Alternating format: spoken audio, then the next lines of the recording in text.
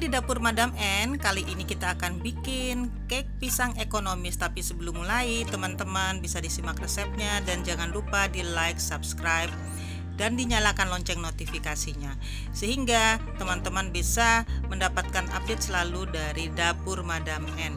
Nah, kue pisang ini lembut banget, tidak menggunakan telur, jadi cocok bagi yang alergi ya.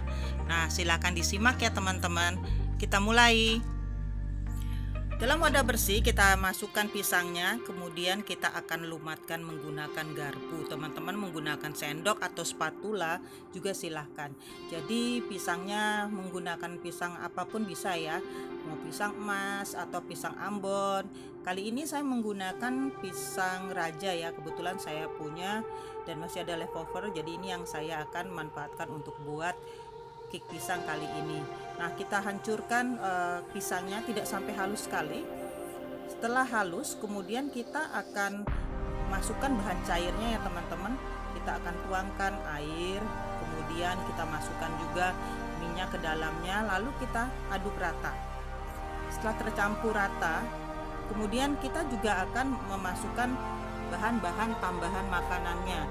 Tapi kali ini saya tidak menggunakan vanili, saya ganti dengan spikuk. Dan pertama kita akan masukkan baking powder 1 sendok teh, kemudian kita akan masukkan juga soda kue 1 sendok teh.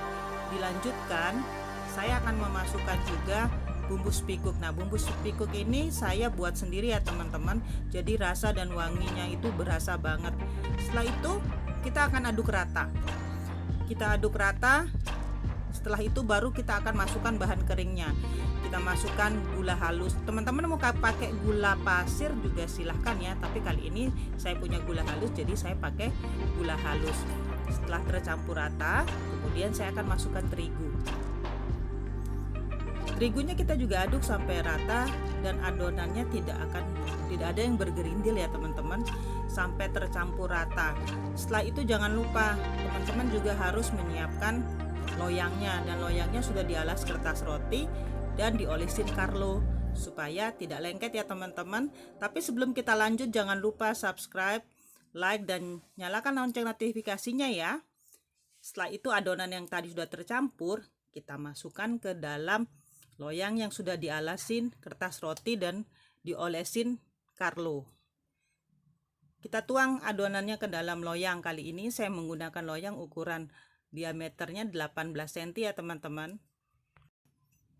Nah, setelah kita tuang adonannya ke dalam loyang, kita akan beri topping. Kali ini saya menggunakan meses atau disebut juga dengan rice chocolate. Tapi kalau teman-teman punya seperti almond, kenari, ataupun keju, dan topping ini kita bisa gunakan apa saja ya, sesuka kita.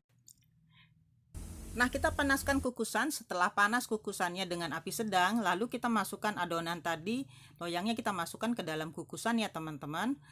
Kemudian kita panggang selama 30 menit. Nah, ini ya notes yang saya berikan ya teman-teman. Silahkan disimak. Ini hasil kuenya. Kuenya yang lembut dan enak sekali ya teman-teman. Karena teksturnya yang lembut, jadi pastikan dikala teman-teman keluarkan dari loyang, pastikan kuenya itu sudah dingin sekali. Jadi jangan sampai kuenya belum dingin dikeluarkan dari loyang. Jadi ini cocok buat teman-teman yang alergi dengan telur ya.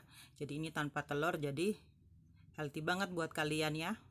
Dan jangan lupa ya teman-teman, di subscribe, di like, dan dinyalakan lonceng notifikasinya sehingga di waktu mendatang dikala saya update, teman-teman bisa selalu mendapatkan video-video saya yang terbaru.